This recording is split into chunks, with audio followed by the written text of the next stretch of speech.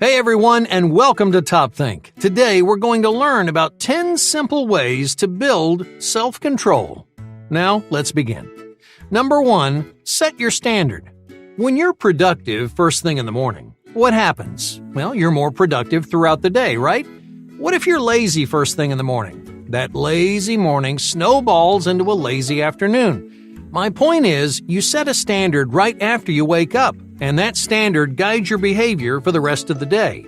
So you start your day by keeping yourself in check. Avoid distractions like watching TV while you eat, or control your laziness by waking up without the snooze button.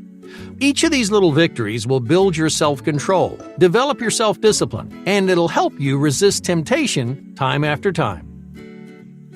Number 2. Find your locus of control.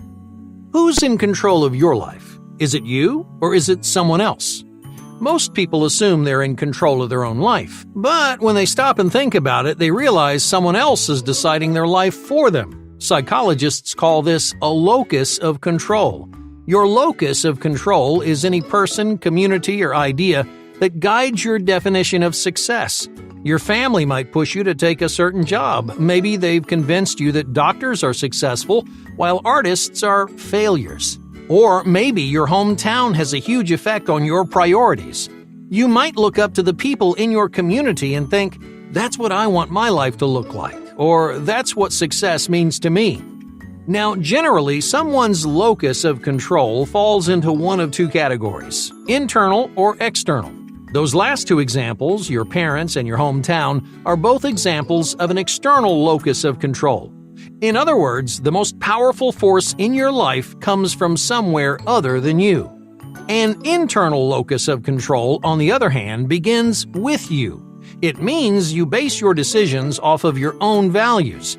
If you have an internal locus of control, you motivate yourself, you inspire yourself, and you change your own direction without worrying about what other people expect of you.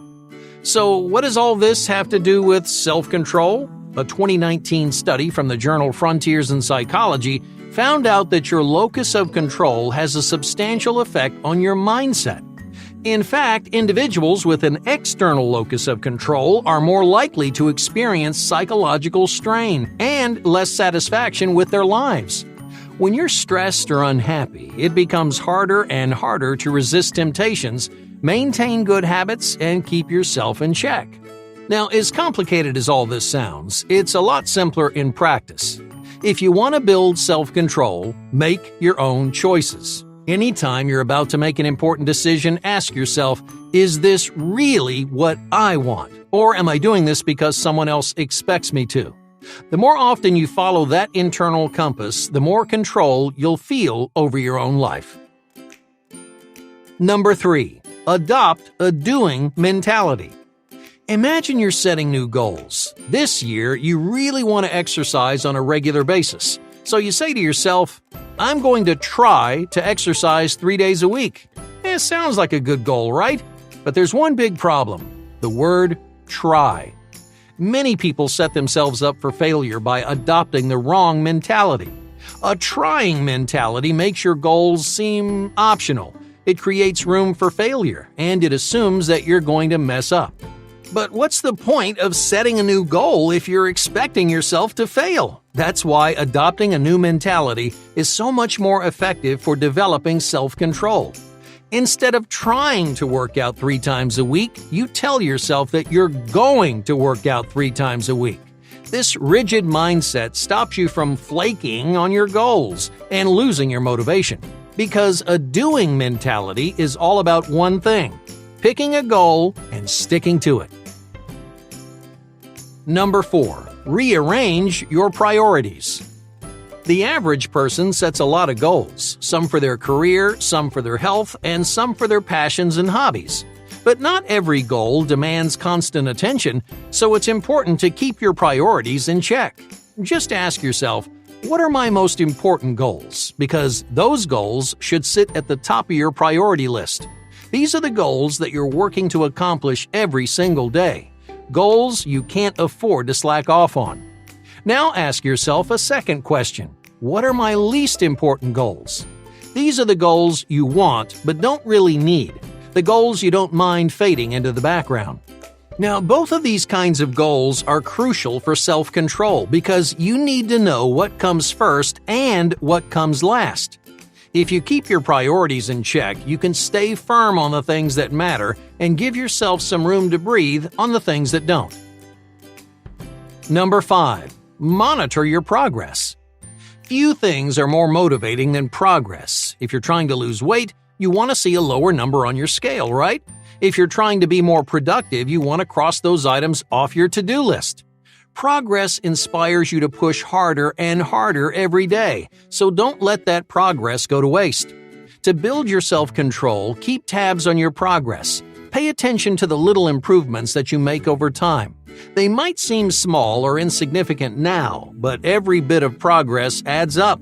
That way, when you're feeling tempted or losing control, you can look back on how far you've come and remind yourself what you're fighting for.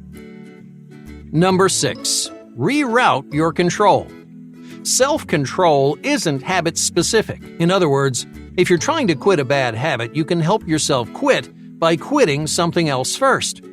All right, let's say you want to cut junk food out of your diet, but you're having a hard time controlling yourself. So instead of focusing on junk food, try to stop watching TV for a few weeks. Now, during those few weeks, you may be eating junk food, but you're still practicing self-discipline. You're still resisting some kind of temptation, and you're building self-control, which means that you'll have an easier time tackling junk food the next time around. Number 7. Boost your energy. When are you the laziest? Well, you're lazy when you're unmotivated. You're lazy when you're distracted. But most of all, you're lazy when you're tired. If your body and brain doesn't have the energy to perform, your productivity is going to nosedive. And that's why fatigue is such a powerful predictor of both self-control and performance. So, how can you give your energy levels a boost? According to a 2006 study from the University of Georgia, regular exercise is a great place to start. Exercising multiple times per week can reduce general fatigue, which means you have more energy to get things done.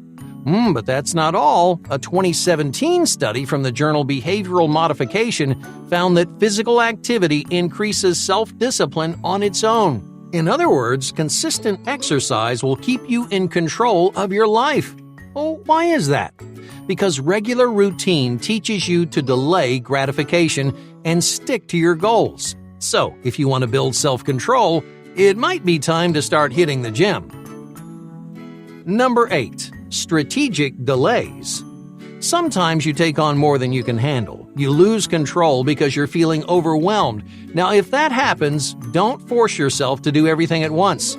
Pick out the most important things and postpone the rest. Yeah, I know it seems like procrastination, but it's really not, because you're learning what you can and can't handle. You're learning how to set your own limits, and those limits will keep you productive and in control down the line. Number 9. Automate your goals. Out in the real world, self-control falls by the wayside. You're having fun with your friends, you got swept up in the moment, and you forgot all about those goals that you created for yourself. You tell yourself, hey, it's okay to have fun every once in a while, but doing something on only special occasions can quickly turn into a bad habit. So, what simple tricks can you use to keep yourself under control? One effective strategy is called goal automation. Decide on certain things ahead of schedule. That way, when you come face to face with temptation, you automatically know what to say. All right, let's try for an example. Imagine you're going to eat with a group of friends. You've been really good with your diet, so you want to make sure you order the healthiest option available. Instead of getting tempted by all the other delicious options, you decide before dinner that you're going to order a salad. So, that's exactly what you do. And by the time you get to the restaurant, you don't even have to look at a menu. You already know exactly what to order, relieving that pressure and keeping your habits under control. Number 10. Practice your fail-safe. People who automate their goals often use something called a fail-safe. Let's say you decide to order that salad, but your friend orders a burger that makes your mouth water. You know what you're supposed to say. You decided your order ahead of time. Oh, but that irresistible temptation, that burger is changing your mind. This is the perfect moment to use your fail-safe. A fail-safe is a ritual that you do every time you lose control. Some people close their eyes and count to 10. Others go to the bathroom and look in the mirror. You can choose almost anything as your fail-safe as long as it helps you clear your head. Hey, thank you for watching Top Think, and be sure to subscribe because more incredible content is on the way.